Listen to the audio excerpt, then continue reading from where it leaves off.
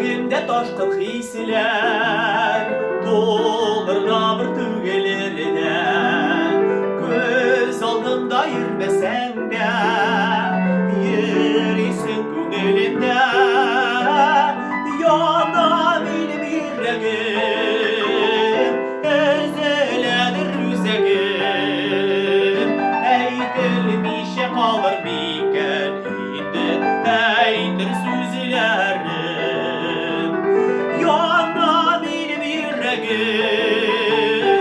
Özeledir yüzegim Ey dilim işe kalır biken Eydir sözlerim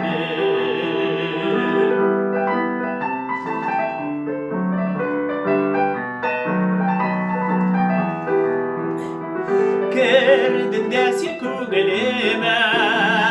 Bulbullar bulup sayradım Sinegin ettik bir sini Ömürlükке sayladım Bəxitimni izledim Ümitimni üzmedim Damat kanşı silesem de bitmez Eydir sözlerim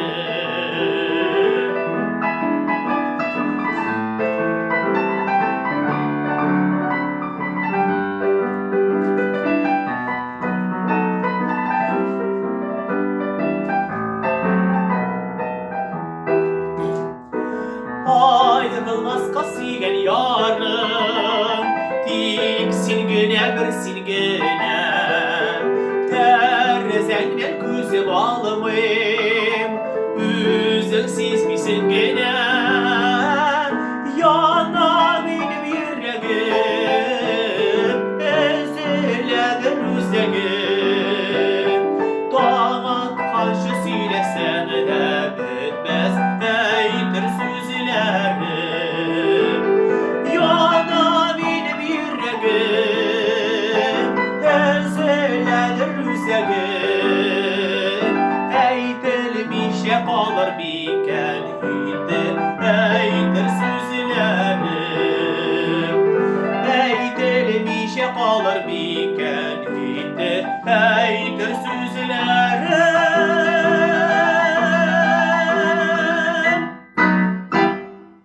Отлично.